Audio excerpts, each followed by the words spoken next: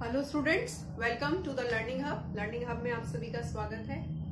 तो आज हम क्लास 12 का एक नया चैप्टर कोऑर्डिनेशन केमिस्ट्री शुरू करेंगे। आज उसके बारे में समझेंगे कि कोऑर्डिनेशन केमिस्ट्री क्या है, किस तरह के एलिमेंट्स या किस ग्रुप के एलिमेंट्स कोऑर्डिनेशन कंपाउंड्स बनाते हैं और कैसे कोऑर्डिनेशन कंपाउंड बनते हैं, मेटल एटम क्या होता है, लिगेंड्स क्या होते हैं, लिगेंड्स के टाइप कितने होते हैं, ये सारी चीजें आज इस वीडियो में हम डिस्कस करेंगे। क्लियर हुआ? Coordination chemistry.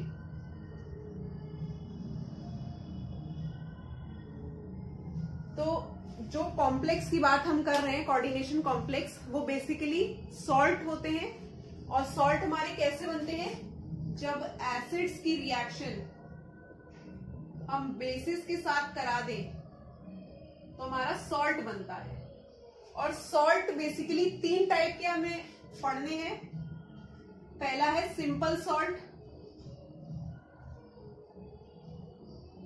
पहला कौन सा है? Simple salt. सिंपल सॉल्ट कैसे बनेगा? जब किसी भी एसिड की रिएक्शन हमने एक बेस के साथ करा दी तो उससे हमें मिला एसिड। जैसे हमारा NaCl हुआ, HCl हुआ, ये सभी क्या है? HCl acid. KCl, NaCl, KCl, CuSO4, ये सभी हमारे सिंपल सॉल्ट के अंदर आते हैं। दूसरा होता है डबल सॉल्ट। डबल सॉल्ट कैसे मिलता है? जब यहां सॉल्ट आएगा। जब 2 simple salt plus simple salt, जब 2 सिंपल सॉल्ट आपस में मिल जाते हैं, रिएक्शन करते हैं, तो हमें मिलता है डबल सॉल्ट। Double salt. जैसे example potash alum. Potash alum का फॉर्मूला K2SO4 Al2SO4 का होल थ्राइस 24H2O। ये हो गया डबल सॉल्ट। अब नेक्स्ट जो हमें पढ़ना है वो है complex salt. Complex salt. Complex salt क्या होते हैं?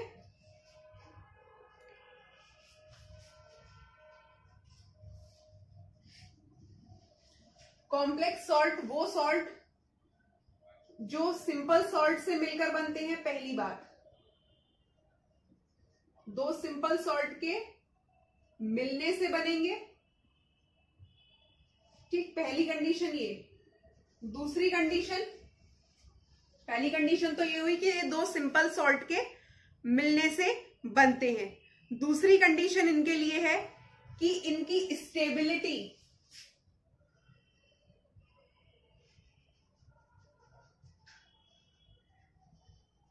इन सॉल्ट्स की स्टेबिलिटी 2 फॉर्म में हो सकती है।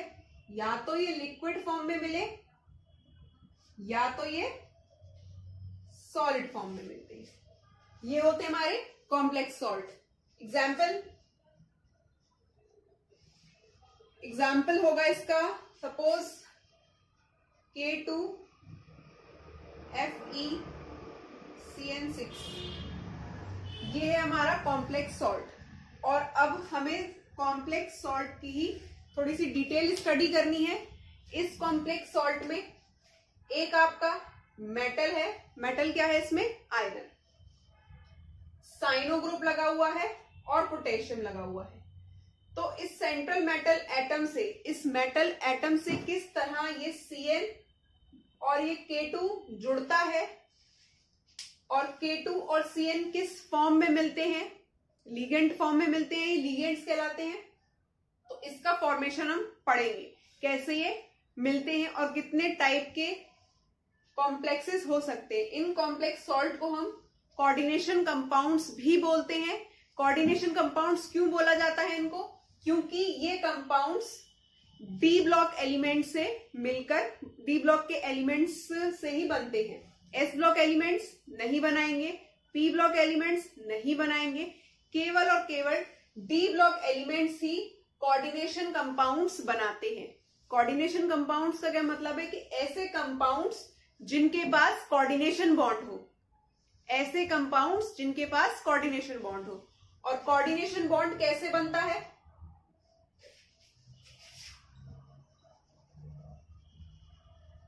कोऑर्डिनेशन बॉन्ड कब बनता है? जब कोई एक या एक से ज्यादा एटम्स किसी दूसरे एटम को पूरी तरह इलेक्ट्रॉन ट्रांसफर कर दे।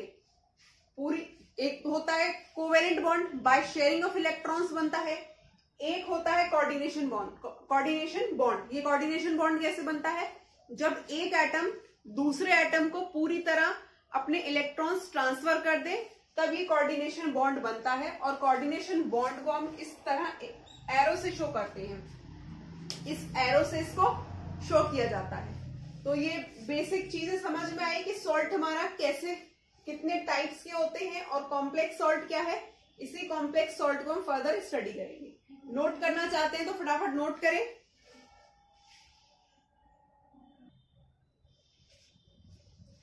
अब देखते हैं इस कोऑर्डिनेशन कंपाउंड के बनने में यूज होने वाली टर्मिनोलॉजीज।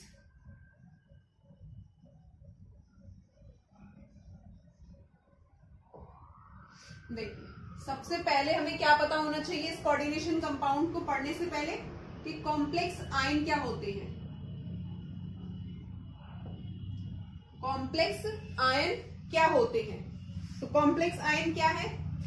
जिस कॉम्प्लेक्स के पास या तो पॉजिटिव चार्ज हो या नेगेटिव चार्ज हो तो वो कहलाएगा कॉम्प्लेक्स आयन। जिसके पास पॉजिटिव चार्ज होगा वो कहलाएगा आपका कैटायन कॉम्प्लेक्स। सॉरी, जिसके पास नेगेटिव चार्ज होगा वो कहलाएगा आपका एनाइन कॉम्प्लेक्स।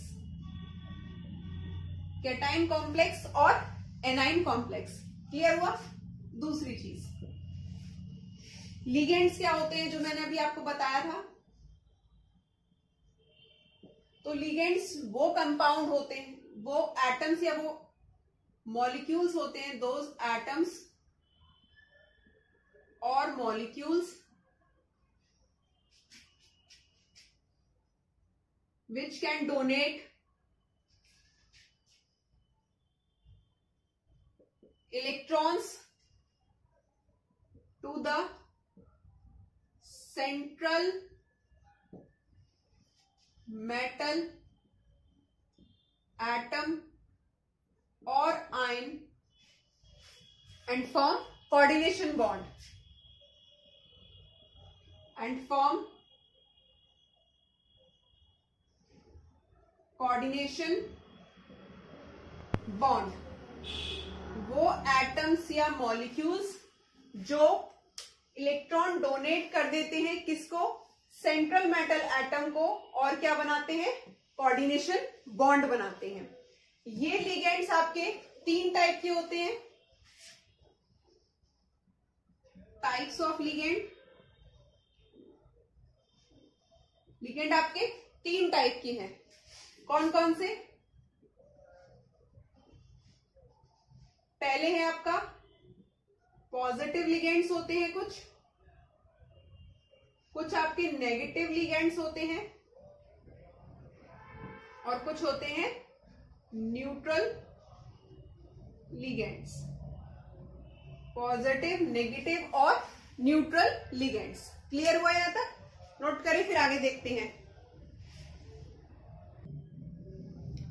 अब सबसे पहले हम देखते हैं यहाँ पर पॉजिटिव लिगेंड्स कौन कौन से हैं। बहुत थोड़े हैं पॉजिटिव लिगेंड्स, जैसे NO plus, NO2 plus, NH4 plus और NH2 NH3 प्लस।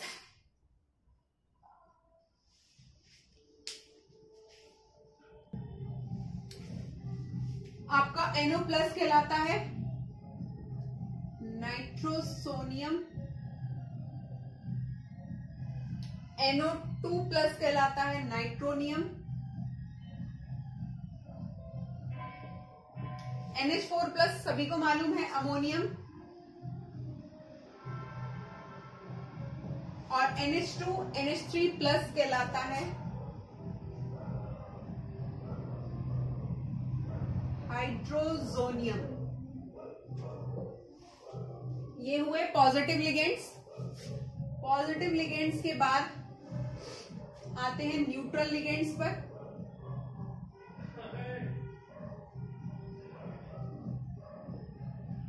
जैसे आपका H2O, इसको लिखा जाता है एक्वा। क्लियर? H2O के बाद NH3 अमीन,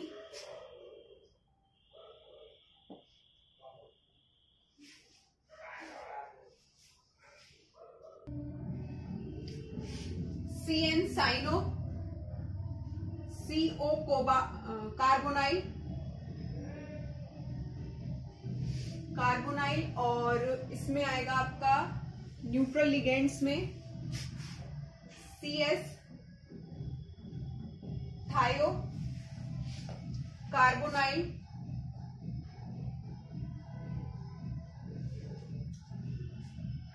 H2O NH3 CN CO CS, C6H5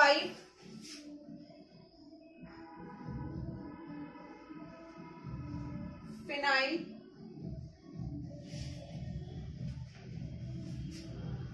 C5H5N, C5H5N ये होता है pyridine.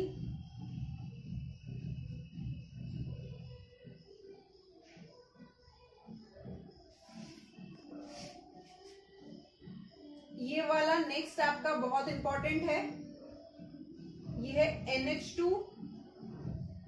CH2 CH2 NH2।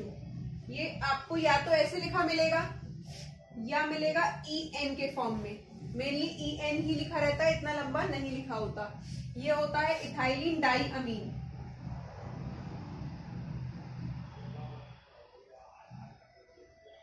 Ethylene, ये दो CH2 डाई अमीन, दो NH2, इथाइलिन डाई अमीन। नेक्स्ट आते हैं CH3 का होल थ्राइस T, ये कहलाता है tri methyl phosphine. Tri methyl phosphine. Clear हुआ?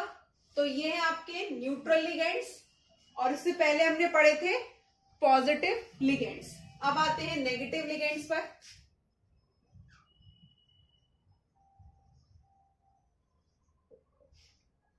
Cl minus chloro, Br minus bromo, I minus iodo. ये तो हुए सारे आपके हेलोजन्स। हेलोजन्स के बाद आते हैं O माइनस माइनस, ये कहलाता है oxo. O minus minus oxo. OH minus hydroxo.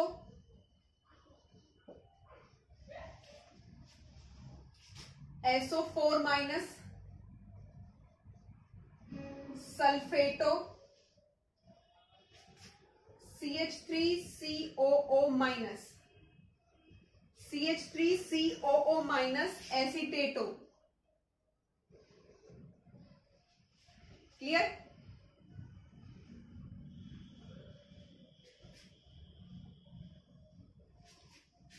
बाकी के यहां से नेगेटिव लिगेंड्स जगह ना होने की वजह से यहां नोट कर देते हैं। एसीटेटो तक हुआ। एसीटेटो के बाद एस माइनस माइनस, ये कहलाएगा आपका सल्फिडो। N3 माइनस अजाइडो ग्रुप, N3 अजाइडो होता है, N3 minus azido. CO3 minus minus carbonato, carbonate का टेस्ट भी करते हो आप। HCN माइनस, ये कहलाता है थायो साइनेटो। एस आने की वजह से यहां थायो यूज किया जाता है। NH2 amido, NH2 minus amido, क्योंकि ये नेगेटिव लिगेंड्स है सारे। NO3 माइनस नाइट्रेटो और ONO, ये कहलाएगा ONO माइनस नाइट्रेटो। ठीक, ये सारे हुए आपके पॉजिटिव, नेगेटिव और न्यूट्रल लिगेंड्स। क्लियर हुआ?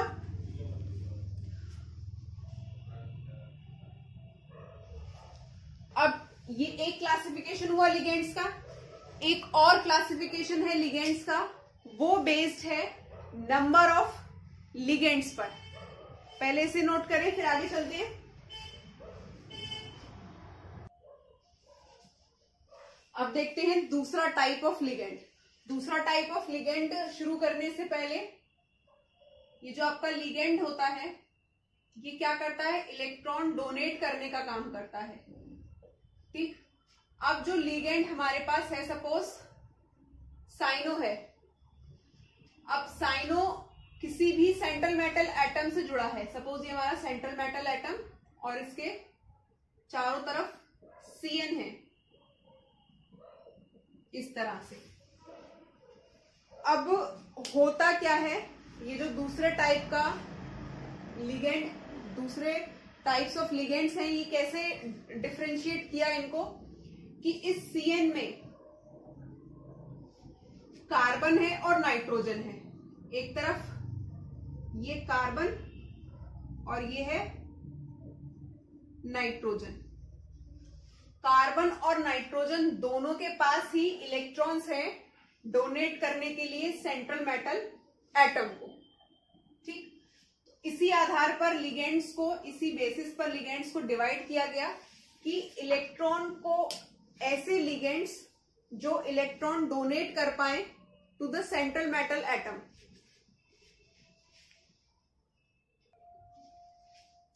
जैसे आपके सबसे पहला लिगेंड का टाइप है मोनोडिनेट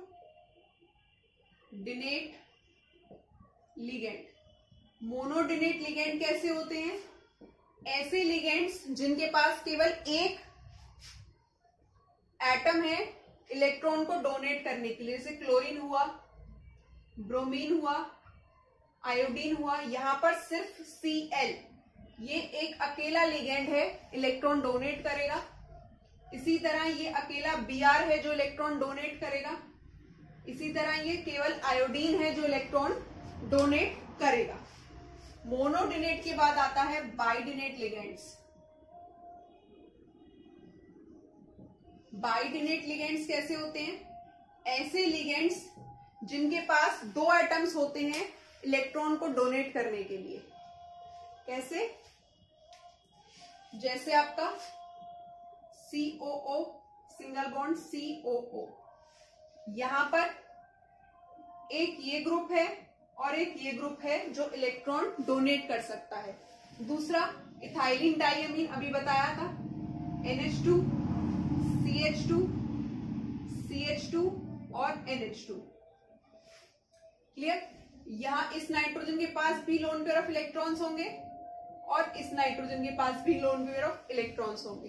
तो यहां दो एटम्स हैं, इसीलिए इसको बोला जाता है बाइडिनेट लिगेंड। क्लियर हुआ? तीसरा टाइप है इनका ट्राइडिनेट ligands.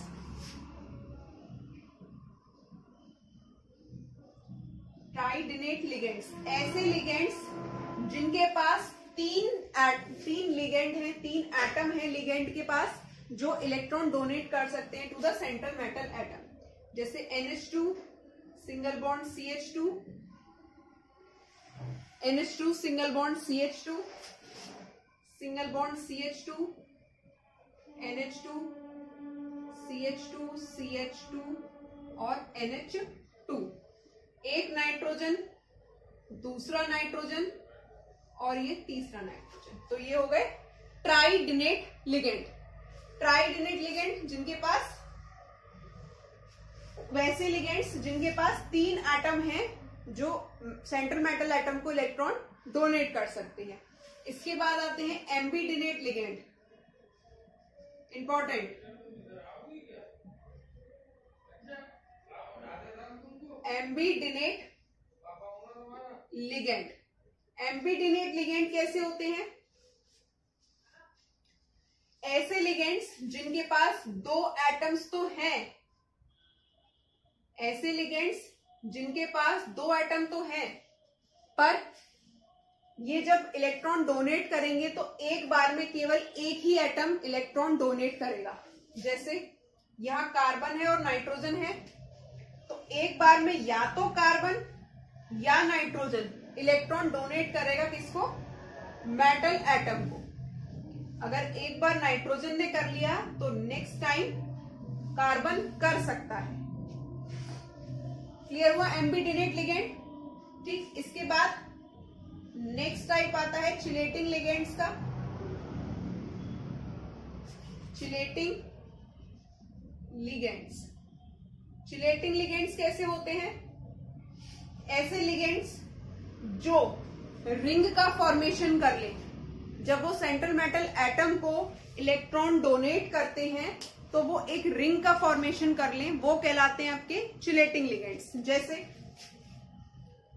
CH2 NH2 CH2 NH2, यहां से इस नाइट्रोजन ने और इस नाइट्रोजन ने सेंट्रल मेटल एटम को इलेक्ट्रॉन डोनेट किया और कोऑर्डिनेशन बॉन्ड बनाया, और साथ ही यहां पर रिंग का फॉर्मेशन भी किया। क्लियर हुआ? चिलेटिंग लिगेंड्स कैसे? ऐसे लिगेंड्स जब वो सेंट्रल मेटल एटम को इलेक्ट्रॉन डोनेट करते हैं तो वो एक रिंग बना लेते हैं, वो कहलाते हैं आपके चिलेटिंग लिगेंड्स। क्लियर हुआ? ये थे सारे types, positive, negative, neutral ligands, और नंबर ऑफ लिगेंड्स जो इलेक्ट्रॉन डोनेट कर सकते हैं to the central metal atom, उसके अकॉर्डिंग ये लिगेंड्स 5 टाइप के हैं: मोनोडेनेट, बाइडेनेट, ट्राइडेनेट, एम्बीडेनेट और चिलेटिंग लिगेंड्स।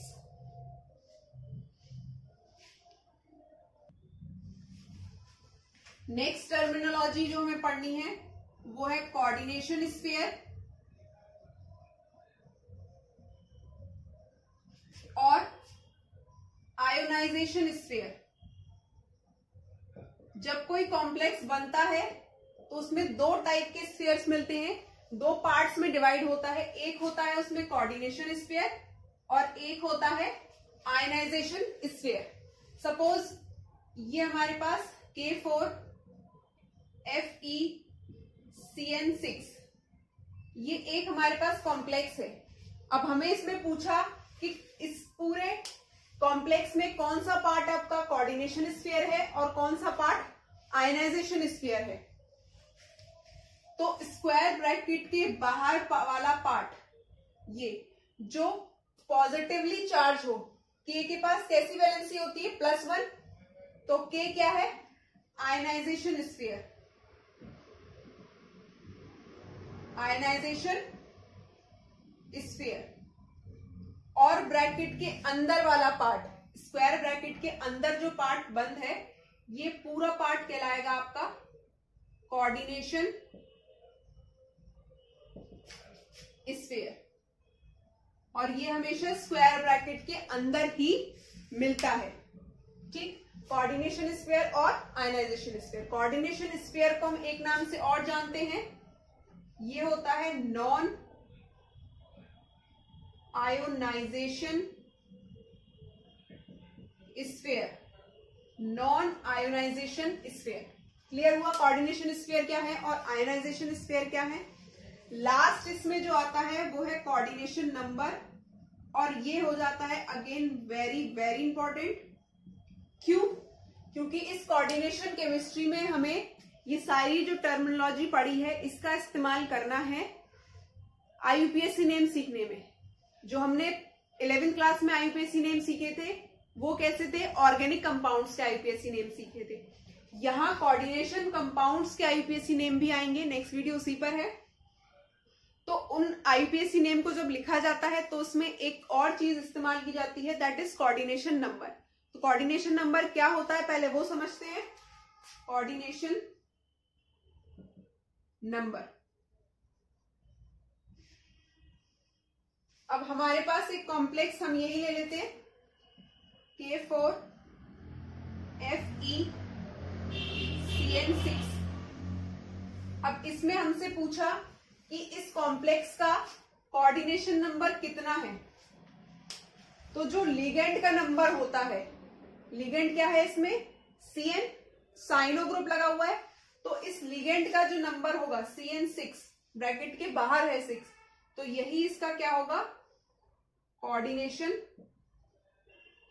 नंबर।